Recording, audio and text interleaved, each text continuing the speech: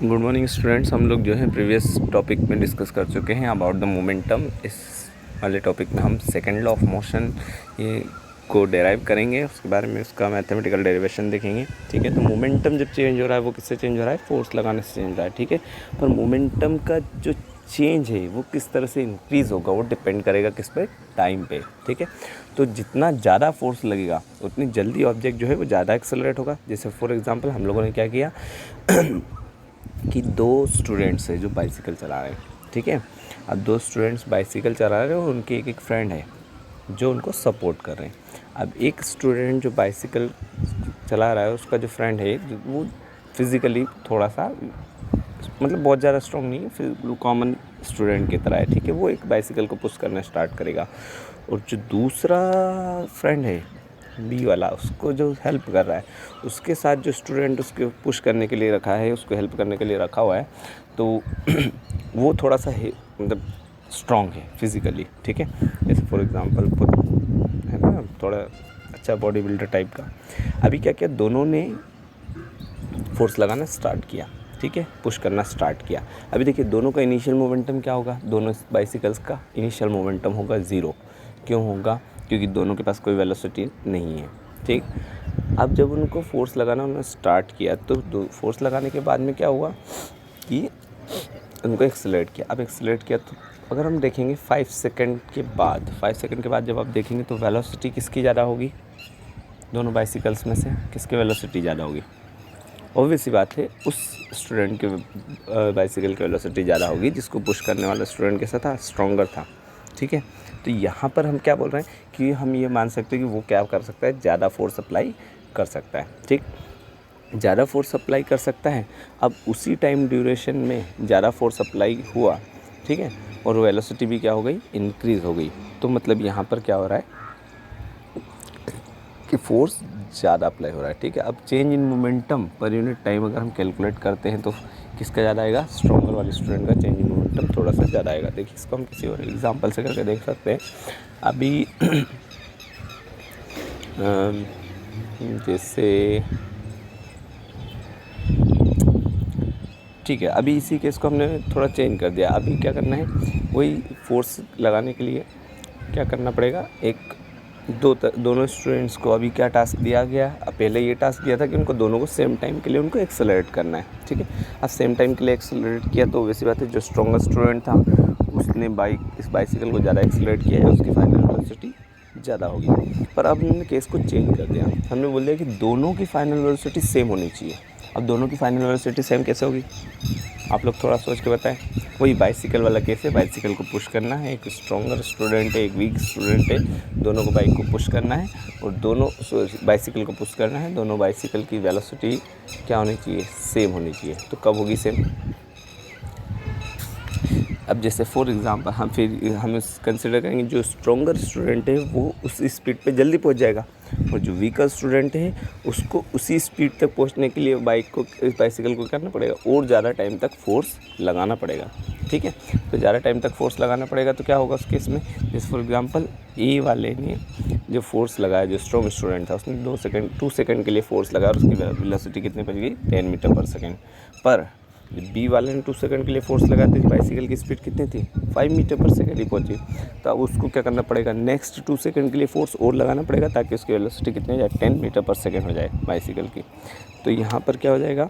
Speed increase होगी पर time बराबर आ जाएगी, पर कितना लगेगा? टाइम ज़्यादा लगेगा। तो इसका मतलब क्या हो गया कि जो फोर्स है और जो मोमेंटम है वो चेंज तो हो रहा है, पर मोमेंटम इक्वल करने के लिए क्या करना पड़ा है? ज़्यादा टाइम लगाना पड़ रहा है। ठीक है, कम फोर्स होगा तो ज़्यादा टाइम लगाना पड़ेगा। ठीक है, मोमेंटम को इक्वल करने के लिए।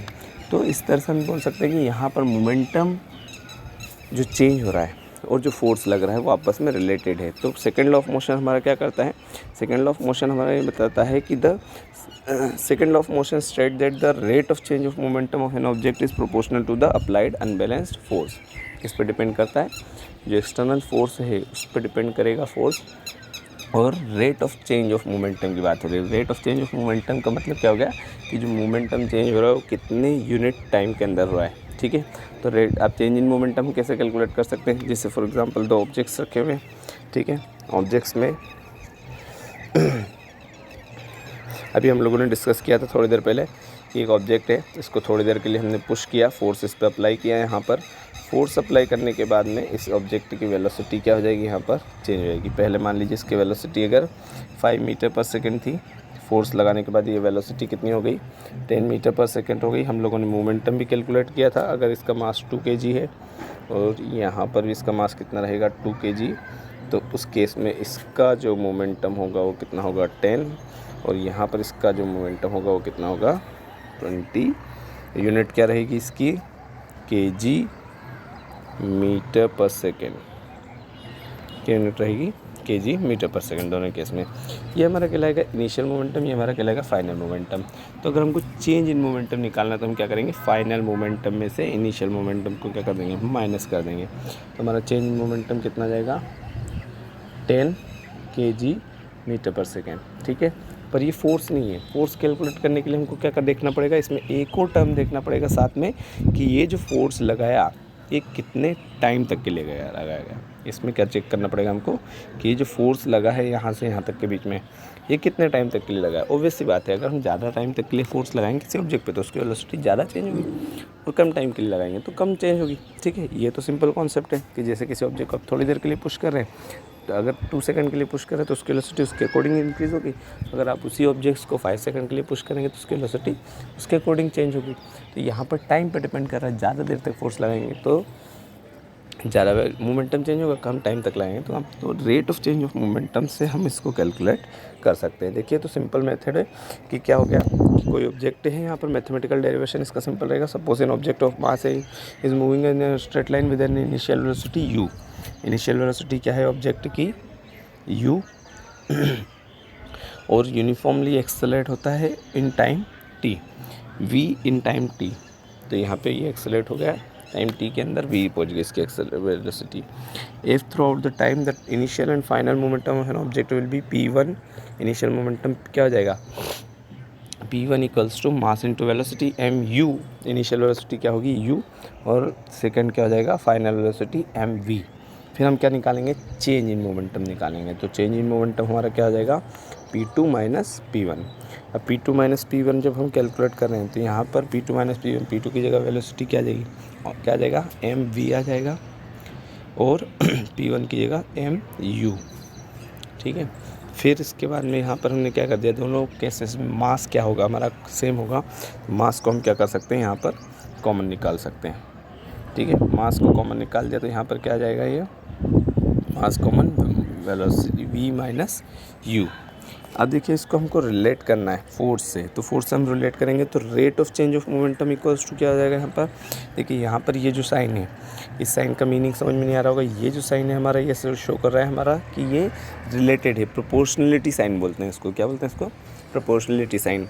और प्रोपोर्शनलिटी साइन में दो तरह के रिलेशन होते हैं, कोई चीज़ें ऑब्जेक्ट्स के डायरेक्ट प्रोपोर्शन में होती है और कुछ चीज़ें ऑब्जेक्ट के इनवर्स प्रोपोर्शन में होती है। डायरेक्ट और इनवर्स प्रोपोर्शन में हम फिर कभी डिस्कस करेंगे, अभी हम इतना डिस्कस कर रहे हैं यहाँ पर कि ये क्या है प्रोपोर्शन, मतलब ये इस पर डिपेंडेंट है, ठीक है। इसका मतलब क्या हो गया यहाँ पर कि ये फिजिकल क्वांटिटी जो लेफ़्ट साइड में लिखी हुई है वो राइट साइड वाले चीज़ों पे डिपेंडेंट है। तो rate of change of momentum को हमने निकाला, यहाँ पर क्या हो गया, mass equals to mass into V minus you upon T. अगर हमको फोर्स कैलकुलेट करना है तो rate of change of momentum का मतलब हो गया, देखिए यहाँ पर भी आपको वर्ड मिलेगा रेट, तो रेट का मतलब क्या हो गया यहाँ पर डिवाइडेड बाय टाइम। तो ये जो चेंज इन मोमेंटम था इसको हमने क्या कर दिया, टाइम से डिवाइड किया, तो ये किसके इक्वल आ रहा है, फोर्स के इक्वल आ रहा है। तो यहाँ पर देखिए हमने लिखा F equals to, F is proportional to mass and velocity m into v minus you upon T. अगर हम m को अलग कर लेते हैं और इस फिजिकल क्वांटिटी को आप देखेंगे किसको, v minus you upon T को, तो आप लोगों को याद होगा शायद एक्सेलरेशन का फॉर्मूला। एक्सेलरेशन इक्वल्स टू क्या आता है, final velocity minus initial velocity upon time. तो यहाँ पर इसकी जगह पर हम क्या पुट कर देंगे, v minus you upon T की जगह हम पुट कर देंगे क्या, a एक्सेलरेशन। तो ये क्या था, फोर्स। अभी देखिए यहाँ पर जब इसको बैलेंस करना है तो हमने एक इसमें कांस्टेंट पुट किया है k, तो k इंटू मास क्या हो जाएगा m, और साथ में आ जाएगा a, ma, ठीक है, k m a।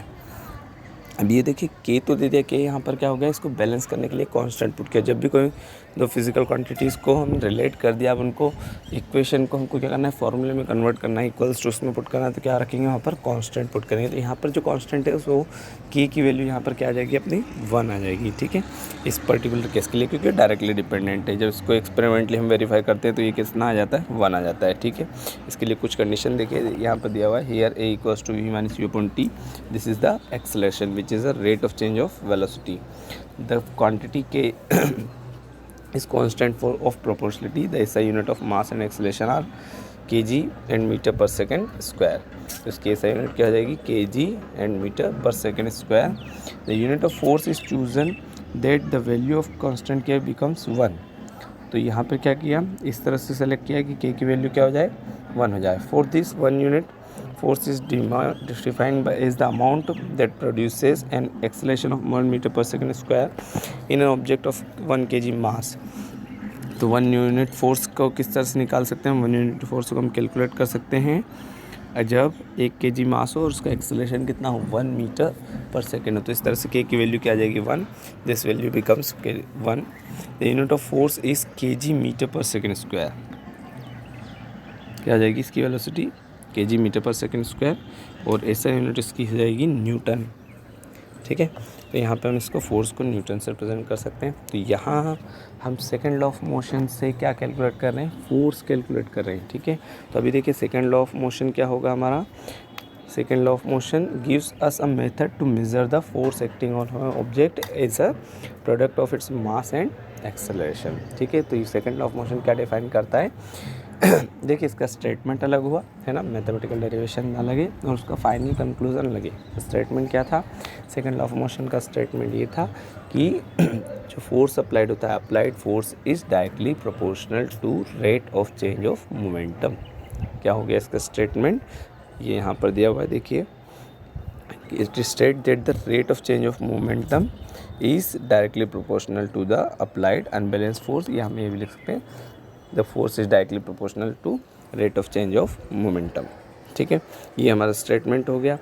इसको हम मैथमेटिकली कैसे लिख सकते हैं, मैथमेटिकली हम लिख सकते हैं इसको फोर्स के फार्मूले में F इक्वल्स टू ma, ये इसका मैथमेटिकल रिप्रेजेंटेशन हो जाएगा। और इसके बाद में हम इसको फोर्स की यूनिट भी याद रखेंगे, इसमें फोर्स की यूनिट क्या होगी, न्यूटन। इस तरह से सेकंड लॉ ऑफ मोशन जो है वो हमारा कम्प्लीटली डिफाइन करता है किसको, फोर्स को। फिर सेकंड लॉ ऑफ मोशन की कुछ एप्लीकेशंस भी है, डेली लाइफ एप्लीकेशन बहुत सारे हैं। यहाँ पर हमको कॉन्सेप्ट ये समझ में आ रहा है कि मोमेंटम जब चेंज हो रहा है, ठीक है, तो फोर्स लग रहा है, अब फोर्स को डिक्रीज़ करना है या इंक्रीज़ करना है, तो उस केस में क्या हो जाएगा, जब जल्दी जल्दी मोमेंटम चेंज होगा, फास्टली चेंज होगा, तो वहाँ पर फोर्स क्या होगा, ज़्यादा होगा।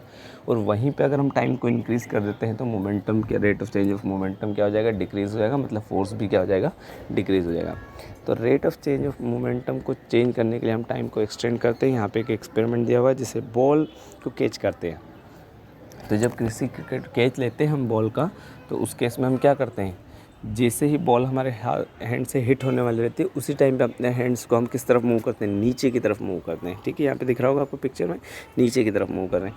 तो नीचे की तरफ मूव करने से क्या होगा, जब हम हैंड्स को नीचे की तरफ मूव करेंगे, डाउनवर्ड मूव करेंगे, उस केस में उसको टाइम ड्यूरेशन, जो हिट करने का, जो इम्पैक्ट करने का टाइम ड्यूरेशन है वो क्या हो जाएगा, इंक्रीज़ हो जाएगा। अब टाइम ड्यूरेशन जो है इंक्रीज़ हो गया, उस केस में क्या होगा, जब टाइम ड्यूरेशन इसका इंक्रीज़ हो गया तो वहाँ पर rate of change of momentum क्या हो गया, डिक्रीज़ हो गया, क्योंकि टाइम से इन्वर्सली प्रोपोर्शनल है फोर्स, मतलब फोर्स क्या हो जाएगा, डिक्रीज़ हो जाएगा और हमको जो है चोट कम लगेगी। ठीक है, उसके कारण हमको क्या होता है, कम चोट लगती है। ठीक, इस तरह से बहुत सारे सेकंड लॉ ऑफ मोशन के सीट बेल्ट वाला एग्जांपल आप लोगों ने देखा होगा प्रीवियस वीडियो में। सीट बेल्ट भी क्या करते हैं जब अचानक से सडन ब्रेक लगते हैं तो उस केस में अगर सीट बेल्ट नहीं होगी तो हम कहाँ जाएंगे, फॉरवर्ड मूव करेंगे। ठीक है, हमारा rate of change of momentum क्या होगा, ज़्यादा होगा।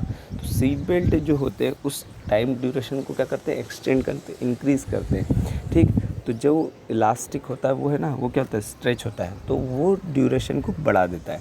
ठीक है, उस ड्यूरेशन को बढ़ने से जो जर्क हमको लगता है, जो चोट हमको लग सकती है, वो क्या हो जाती है, कम हो जाती है, या बोल सकते हैं हम जो फोर्स हम पे लगता है वो हमको कम फील होता है। ठीक है, इसी तरह से और भी चीज़ें, जहाँ जहाँ हमको फोर्स को डिक्रीज़ करना है, सेकंड लॉ ऑफ मोशन का हम यूज़ कर सकते हैं। उसमें टाइम को इंक्रीज़ करके हम क्या कर सकते हैं, फोर्स को डिक्रीज़ कर देते हैं। इस पैराग्राफ को आपको पढ़ना है, ठीक है। इसके बाद में कुछ एनसीईआरटी के जो है एग्जाम्पल्स दिए हुए हैं, ठीक है। एग्जाम्पल्स को आपको सॉल्व करना है। ये देखिए यहाँ पर एग्जाम्पल दिया हुआ है। इस तरह के एग्जाम्पल्स में हम नेक्स्ट क्लास में डिस्कस करेंगे सेकंड लॉ ऑफ मोशन से रिलेटेड। अभी के लिए इस टॉपिक को यहीं पे एंड करते हैं। कोई भी डाउट हो तो आप लोग फिर से पूछ सकते हैं, ठीक है। Thank you.